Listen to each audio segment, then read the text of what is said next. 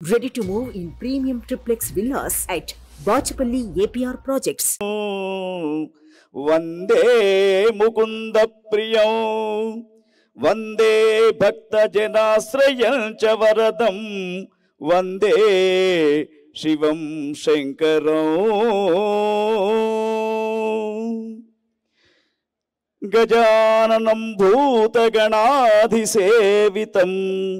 కపిత్త జంబూ ఫలచారు భక్షణం ఉమాసుతం శోక వినాశకరం నమామి విఘ్నేశ్వర పాద పంకజం శృతి స్మృతి పురాణానాం ఆలయం కరుణాలయం నమామి భగవత్పాద శంకరం లోకశంకరం సదాశివ సమారంభాం శంకరాచార్య మధ్యమాం అస్మదాచార్య పర్యంతం వందే గురు పరంపరాం వాగర్థావివ సంపృక్తౌ వాగర్థ ప్రతిపత్తయే జగతః పితరౌ వందే పార్వతీ పరమేశ్వరౌ. కరీంనగర్ పట్టణంలో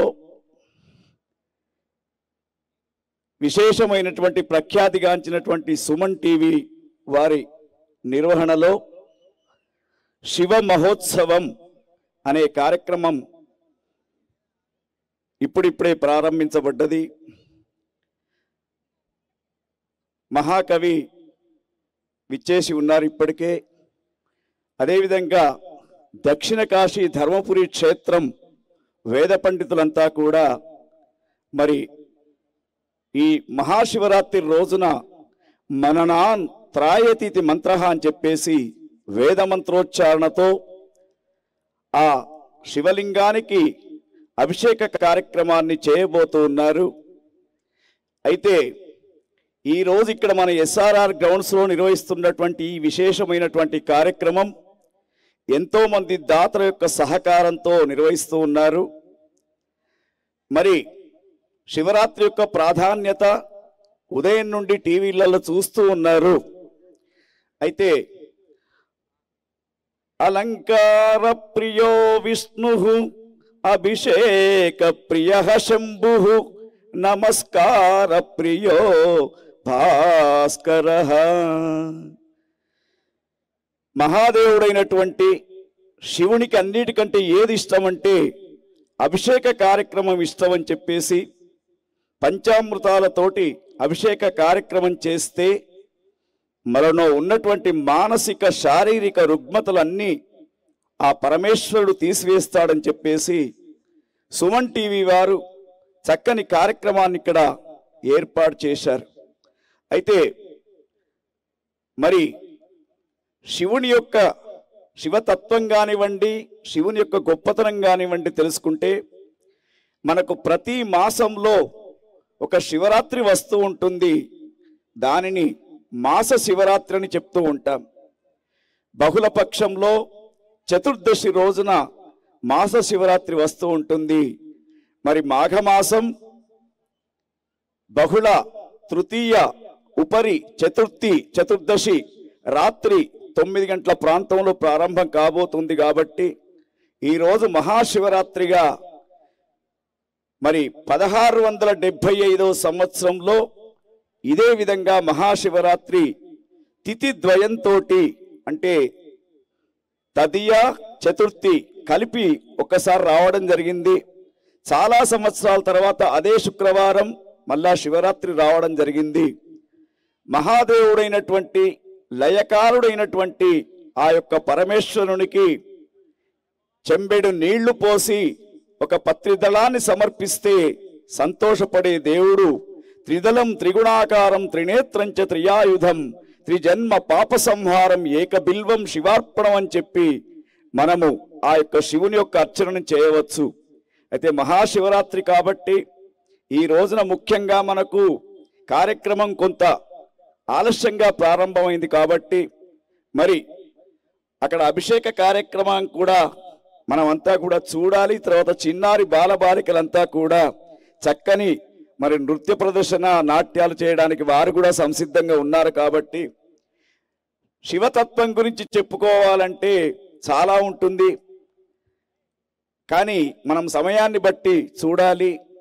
మహాదేవుడైనటువంటి ఆ శివుడు బ్రహ్మ విష్ణు ఇద్దరు కూడా నేను బ్రహ్మము నేను బ్రహ్మము అని చెప్పేసి ఒకరికొకరు పోట్లాడుకొని అస్త్రాలు సంధించుకునే సమయంలో మరి ఇదే రోజు బహుళ చతుర్దశి, మాఘ బహుళ చతుర్దశి అర్ధరాత్రి 12 గంటలకు ఒక జ్యోతిర్లింగ స్వరూపంగా ఆవిర్భవించాడు ఆ యొక్క మహాదేవుడు. ఆవిర్భవించిన తర్వాత మనం శివరాత్రి అనగానే జాగరణ ఉపవాసం అని అనుకుంటున్నాం, కానీ చాలా విశిష్టత ఉంది. హాలాహలం బయలుదేరినటువంటి రోజు, పరమేశ్వరుడు హాలాహలాన్ని స్వీకరించినటువంటి రోజు మరి ఈ రోజే అని చెప్పబడుతూ ఉంది. తర్వాత జ్యోతిర్లింగ స్వరూపంతో ఆవిర్భవించినటువంటి ఆ స్వామి ఈ బ్రహ్మ విష్ణువుకి ఇద్దరికి కూడా ఒక పోటీ పెడుతూ ఎవరు ఆది తర్వాత 2 భాగాలను, పై భాగాన్ని కింది భాగాన్ని ఎవరైతే ముందు తాకి వస్తారో వాళ్ళే బ్రహ్మం అని చెప్పిన తర్వాత హంసవాహనారూఢుడైనటువంటి హంసవాహనం పైన బ్రహ్మ పైకి వెళ్ళి దాన్ని తాకడానికి ప్రయత్నం చేస్తాడు శివలింగాన్ని. కింద వరాహ స్వరూపంతో విష్ణు భగవానుడు వెళ్ళి కొద్ది దూరం వెళ్ళిన తర్వాత ఇక నాకు అందదు దొరకదనుకొని పైకి వచ్చేసి నేను ఆ శివుని యొక్క ఆది భాగం చూడలే అని చెప్పేసి అని చెప్తాడు. కానీ పైన బ్రహ్మ వెళ్తూ వెళ్తూ ఉంటే ఒక కేతకీ పుష్పము కిందికి జారుతూ ఉంటుంది, ఒక ఆవు కూడా కిందికి వస్తూ ఉంటుంది. వారిద్దరితోటి అబద్ధ సాక్ష్యం చెప్పించాలని చెప్పేసి బ్రహ్మ అనుకుంటాడు. కిందికి రాగానే పరమశివుడు అడుగుతూ ఉంటాడు. జ్యోతిర్లింగ స్వరూపం ఉన్నటువంటి స్వామి సాకార నిరాకార రూపంలో కనబడుతూ ఉంటాడు మనకు. మరి ఆ లింగ స్వరూపం అనేది మనకిక్కడ నిరాకార స్వరూపం, సాకార స్వరూపంతో స్వామి కనబడుతూ ఉంటాడు. మరి ఆ స్వామి బ్రహ్మను అడుగుతాడు, నా పైభాగాన్ని నువ్వు వెళ్ళావా అంటే సాక్ష్యాలున్నాయి 2 అని చెప్తాడు. ఒకటి కేతకీ పుష్పం, మొగిలి పువ్వు, రెండవది ఆవు. ఆ రెండింటిని కూడా అడిగితే కేతకీ పుష్పం అవును పైభాగానికి వెళ్ళి వచ్చాడని చెప్పి అబద్ధ సాక్ష్యం. గోమాత కూడా ముందు తలభాగం వెళ్ళినట్టు తల ఊపుతుంది, కానీ వెనుకకున్నటువంటి తోక ఏదైతే ఉందో అది కాదు అన్నట్టు చూపిస్తూ ఉంటుంది. అప్పుడు వెంటనే ఆ బ్రహ్మను పంచశిరస్సులతో ఉన్నటువంటి బ్రహ్మ యొక్క ఒక శిరస్సును తీసేయడం, తర్వాత బ్రహ్మకు ఒక శాపం కూడా పెట్టడం జరుగుతూ ఉంటుంది. నీకు కలియుగంలో నీ దేవాలయం కానీ నీ అర్చన కానీ ఎక్కడ కూడా జరగదు. అప్పుడు బ్రహ్మ బాధపడుతూ ఉంటే కొన్ని ఉత్సవాలు మాత్రం నీ పేరు మీదే నడుస్తూ ఉంటాయి, దాన్నే బ్రహ్మోత్సవం అని చెప్పేసి చెప్తూ ఉంటాం. మరి తిరుమలలో కానివ్వండి, మిగతా ఏ దేవాలయంలో కానివ్వండి, బ్రహ్మోత్సవం అనే కార్యక్రమాలు బ్రహ్మ పేరు మీద ప్రారంభం చేస్తారు.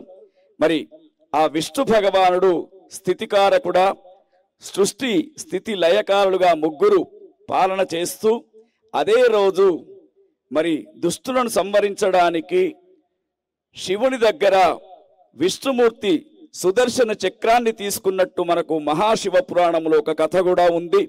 తర్వాత ఆ చక్రాన్ని తీసుకున్న తర్వాత వెంటనే అతడు శివ సహస్రనామ స్తోత్రాన్ని కూడా ఇదే రోజు చేసినట్టు మనకు పురాణ గ్రంథాలు తెలుపుతూ ఉన్నాయి.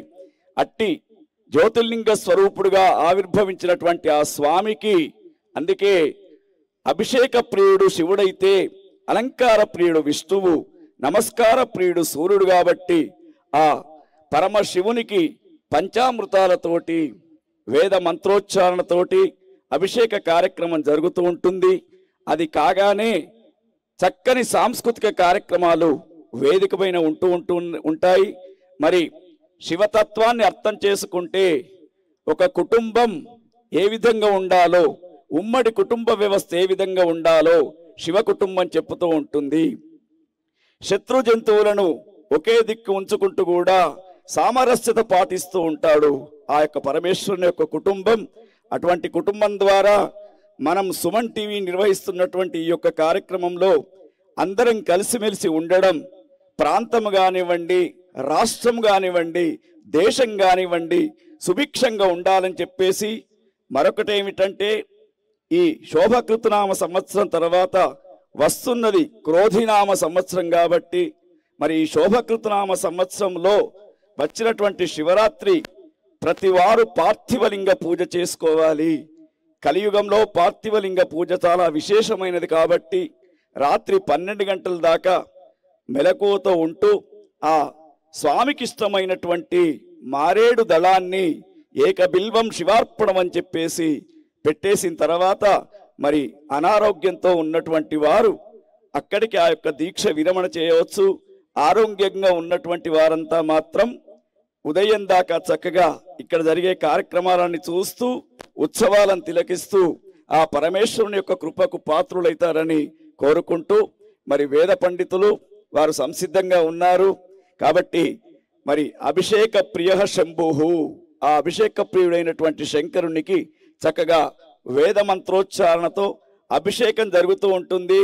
పంచాక్షరీ మంత్రమైనటువంటి ఓం నమః శివాయ అనుకుంటూ మీ మనస్సులలో ఈ అభిషేక కార్యక్రమాన్ని చూస్తే చాలు, మీరు అభిషేకం చేసినంత పవిత్రత మీకు వస్తూ ఉంటుంది. మరి ఓం నమః శివాయ షడక్షరి మంత్రం, ఆ షడక్షరి మంత్రంతో పంచాక్షరి మంత్రంతో శివ సాయుధ్య సిద్ధి పొందవచ్చని చెప్పేసి మనకు పురాణ గ్రంథాలు తెలుపుతూ ఉన్నాయి.